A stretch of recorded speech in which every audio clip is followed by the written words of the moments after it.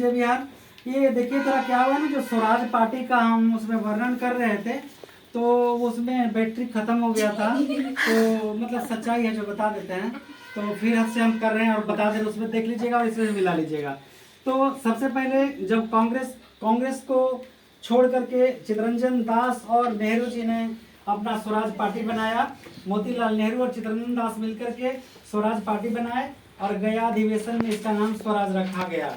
और इस तरह से 1923 में स्वराज पार्टी का प्रथम सम्मेलन इलाहाबाद में हुआ था। हालांकि स्वराज पार्टी और नेहरू जी के ये स्वराज पार्टी और कांग्रेस पार्टी का मत लगभग एक ही था, लेकिन काम करने का तरीका दूसरा था। दोनों का एक ही उद्देश्य था, देश की आज़ादी। भारत में अंग्रेजों द्वारा चलाई गई सरकारी परंपराओं का अंत चाहते थे। वे लोग 1919 के सुधार अधिनियम में सुधार का अंत चाहते थे कि सुधारे नहीं, इसको खत्म करो कानून को। लेकिन कांग्रेसियों को ये बात थोड़ा नहीं पकता, तो धीरे धीरे चाहते थे कि किसी नहीं चढ़े। ये लोग चाहते थे कि मारे के बाद छलांग बस। हाँ, तो विभिन्न मुद्दों पर बहस करते थे। कोई बात तो दोनों के बीच, कांग्रेस और इनके बीच, दोनों के बीच में नहीं बनता था, इसलिए स्वराज पार्टी का अलग गठन किया। और इस तरह से देखिए आगे, हालांकि स्वराजवादी अपने प्रारंभिक नीतियों पर अमल करते हुए अपने लक्ष्य को प्राप्ति की तरफ काफी हद तक आगे निकल गए।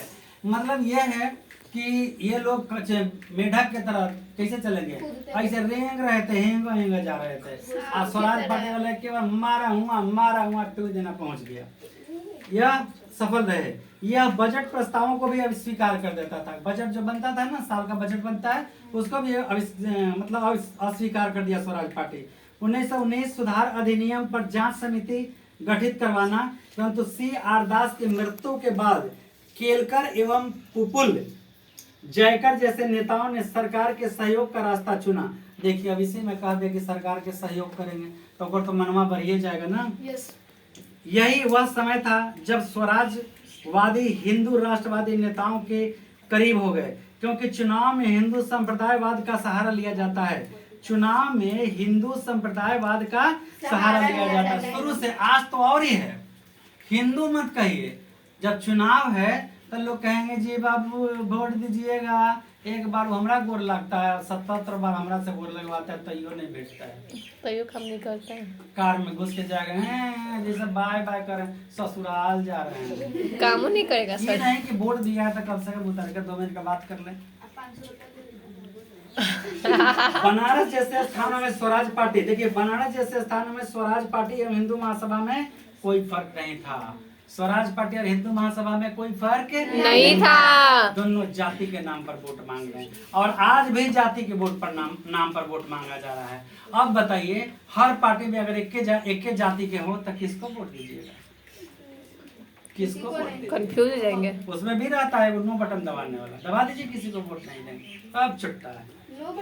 यही कारण था कि कभी कभी मोतीलाल नेहरू को सांप्रदायिक अपीलों का सहारा लेना पड़ता था।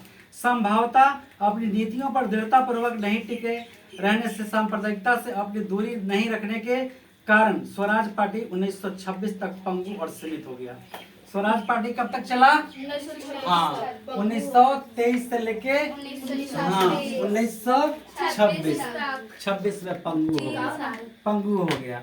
अब देखिए नया स्वराज पार्टी का नाम कौन रखे हैं? पी.के. प्रशांत किशोर शायद। तो चलिए अगला है राष्ट्रीय स्वयंसेवक संघ। तो पूछेगा पंगु कब हो गया था स्वराज पार्टी? 26 में। स्थापना कब हुआ था? 1923 पंगु माने लांगड़ा। तो चलिए, तो फिर इसको जय हिंद जय बिहार, बहुत सारी शुभकामनाएं सभी को। मिलते हैं राष्ट्रीय स्वयंसेवक संघ के साथ।